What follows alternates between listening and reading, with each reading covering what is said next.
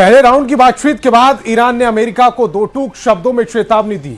Tehran के मुख्य वार्ताकार मोहम्मद कालीबाफ ने कहा कि हार्मुज गलियारा अब पहले जैसा कभी नहीं होगा। उन्होंने कहा कि हार्मुज को अब पूरी तरह से ईरान ही कंट्रोल करेगा।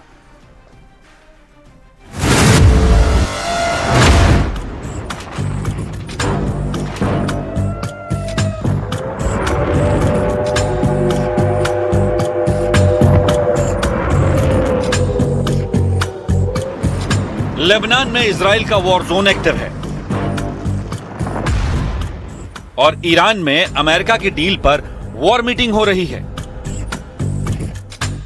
एक war zone out of control हो गया है तो दूसरे वॉर जोन में कभी भी बारूदी विस्फोट हो सकता है। क्या अमेरिका से डील के बीच ईरान ने फिर से हॉर्मुज में माइन बम को एक्टिव कर दिया है? क्या तेल की नस पर ईरान ने फिर से हाथ टाइट कर दिया है? डील से ईरान अमेरिका की जंग खत्म होने वाली है या दूसरा राउंड शुरू होने वाला है? डील पर साइन होने के बाद भी हॉर्मुज पर ईरान के तेवर बहुत सख्त हैं। ईरान ने अभी तक परमाणु प्रोग्राम पर अमेरिका से कोई बात तक नहीं की है। तो क्या ईरान ने परमाणु बम बना लिया है? तेहरान के आक्रामक तेवर क्या ट्रंप को नई ललकार हैं? क्या मुश्तबा खामेनी हॉर्मुज को फिर से जंग का एपिसेंटर बनाने जा रहे हैं? 28 फरवरी को जब अमेरिका ने इजराइल के साथ मिलकर ऑपरेशन एपिक फ्यूरी लॉन्च किया तो सबसे पहले ईरान के न्यूक्लियर साइट पर हमला किया, फिर तेहरान के मिसाइल बेस को टारगेट किया, IRGC के हेडक्वार्टर और ईरान की टॉप लीडरशिप को निशाना बनाया। एक सीक्रेट कंपाउंड पर एयर स्ट्राइक कर सुप्रीम लीडर अली खामेनी को मार दिया। अमेरिका और इजराइल के इस हमले के बाद शुरू हुआ ईरान का असली युद्ध। हमलों के तुरंत बाद ईरान ने हॉर्मुज गलियारा बंद कर दिया। जिस रास्ते से दुनिया का 20% तेल गुजरता था उस पूरे इलाके में माइन बम एक्टिव कर दिए। IRGC ने न सिर्फ जहाजों का रास्ता रोका बल्कि हॉर्मुज से गुजरने वाले हर जहाज को जलाना शुरू कर दिया। माइंस, स्पीड बोट, ड्रोन्स और एंटीशिप मिसाइल से कई कारोबारी जहाजों पर भी अटैक हुए। अभी भी हॉर्मुज पूरी तरह से नहीं खुला है। इस गलियारे में टेंशन है। स्विट्जरलैंड में बातचीत का पहला राउंड हो चुका है लेकिन ईरान ने हॉर्मुज पर लाइफ टाइम कंट्रोल का दावा ठोक दिया है। मतलब तेहरान की मर्जी के बिना हॉर्मुज से एक भी जहाज ना इधर जाएगा ना उधर। با اون مرکز تماس بگیرن تو این دوره 30 روزه بر اساس ماده 5 بتونن هماهنگی نزدیکی بکنن که کشتی‌هایی که میخوان عبور کنن با ایمنی بیشتر و با سرعت بیشتر انشالله بتونیم شرایط تنگه رو از جهت تردد و حجم تردد بتونیم فعال کنیم و اقتصاد منطقه رونق بگیره। गोलियां थम गई हैं, लेकिन क्या जंग सचमुच खत्म हुई है? क्या ईरान अब अपनी सबसे बड़ी ताकत हॉर्मुज को फिर दुनिया का वॉर एपिसेंटर बनाने की तैयारी में है? क्या अमेरिका और ईरान के बीच कोई ऐसी टेलीफोन हॉटलाइन बनने जा रही है जिसका मकसद होगा एक गलतफहमी को तीसरे विश्व युद्ध में बदलने से रोकना? ईरान की असली ताकत परमाणु बम नहीं है, क्योंकि अगर परमाणु कार्यक्रम पर समझौता हुआ भी तो क्या हॉर्मुज, हूथी, लेबनान, इराक और चीन की एंट्री मिडिल ईस्ट को फिर आग में झोंक सकती है? दुनिया सालों से ईरान के परमाणु कार्यक्रम को उसकी सबसे बड़ी ताकत मान रही है, लेकिन इस जंग से एक नई सच्चाई सामने आ गई। ईरान की सबसे बड़ी ताकत शायद परमाणु बम नहीं बल्कि स्ट्रेट ऑफ हॉर्मुज है। वो रास्ता जहां से दुनिया के लगभग 20% तेल और LNG की सप्लाई गुजरती है और इसी रास्ते को हथियार बनाकर ईरान ने अमेरिका और उसके सहयोगियों की नींद उड़ा दी। स्विट्जरलैंड में हुई पहले राउंड की मीटिंग में अमेरिका और ईरान के बीच भले ही कई मुद्दों पर समझौता हुआ, लेकिन हॉर्मुज गलियारे पर ईरान का स्टैंड पहले जैसा ही नजर आ रहा है। तेहरान के टॉप नेगोशिएटर मोहम्मद बाघेर कालिबाफ ने दो टूक शब्दों में कहा कि हॉर्मुज जैसा पहले था वैसा कभी नहीं रहेगा।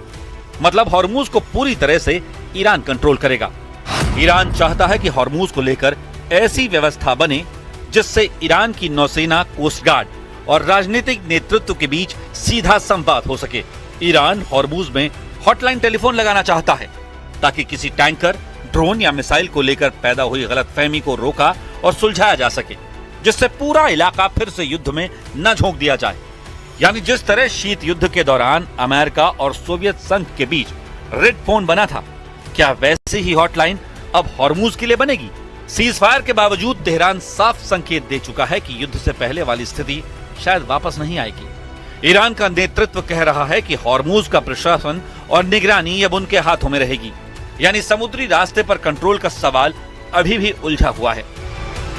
बस این بود که ما باید چارچوب چگونگی پیگیری تحقق این بندها رو تا پایان 60 روز انجام میدادیم.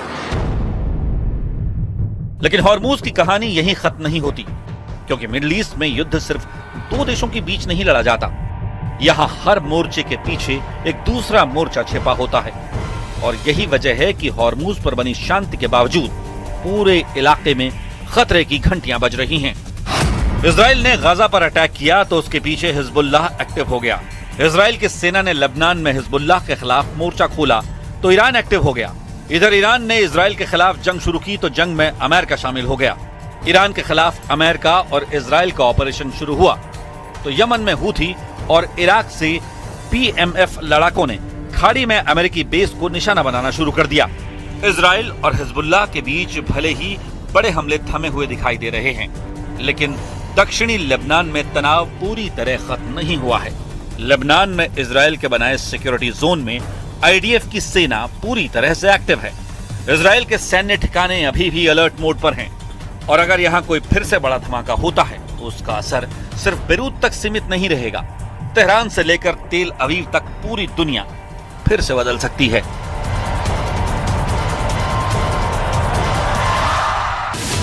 ईरान पर हुए हमले के बाद मार्च में हूथियों ने इजराइल पर बैलिस्टिक हमला कर दिया था। IRGC और हिजबुल्लाह के साथ तालमेल करते हुए हर फ्रंट पर जंग लड़ने का ऐलान कर दिया।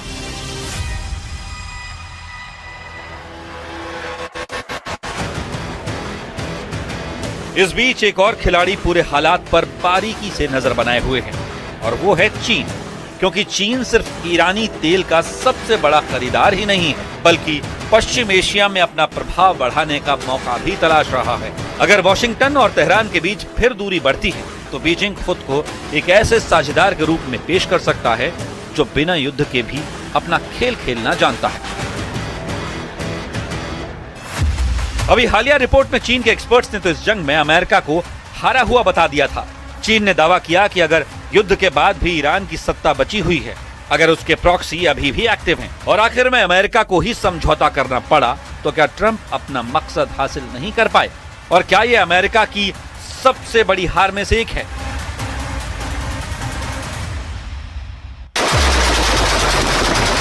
लेकिन सबसे ज्यादा बेचैनी इराक को लेकर है, जहां ईरान समर्थित कई लड़ाका गुट अभी भी एक्टिव हैं। इस गुट ने जंग के दौरान अमेरिकी ठिकानों पर पहले भी कई बार रॉकेट और ड्रोन हमले किए, और यही वजह है कि पेंटागन किसी भी सरप्राइज अटैक को लेकर बेहद अलर्ट है। क्योंकि अगर इराक में फिर से कोई मोर्चा खुला तो उसका असर सीधे अमेरिका और ईरान डील पर पड़ेगा। इन सब के बीच सबसे बड़ा रहस्य अभी भी कायम है। क्या ईरान का परमाणु प्रोग्राम पूरी तरह से खत्म हो चुका है, या फिर उसके कुछ हिस्से अभी भी सुरक्षित हैं? क्या तेहरान ने अपनी असली ताकत दुनिया की नजरों से बचाकर रखी है? और क्या यही वजह है कि समझौते के बावजूद अमेरिका और इजराइल पूरी तरह निश्चिंत नहीं दिखाई दे रहे?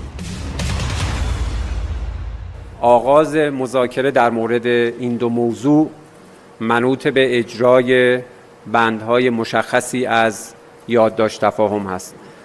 ما داریم تلاش می‌کنیم برای اینکه همه این بندها به عنوان پیش زمینه‌های شروع مذاکرات محقق بشه. بخشش محقق شده، بخشش در حال. यही वजह है कि सवाल सिर्फ हॉर्मूज का नहीं है, सवाल उस पूरे इलाके का है जहां बंदूकें शांत होने के बाद भी बारूद जिंदा रहता है, जहां सीज फायर के बाद भी मिसाइलें साइलेंट मोड में एक्टिव हैं।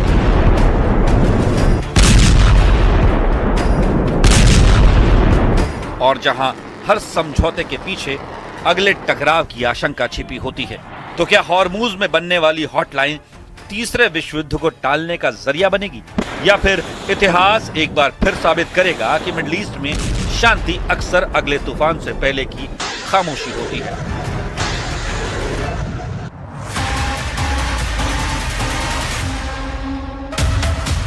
लेकिन इस सब के बीच एक और सवाल तेजी से उठने लगा है।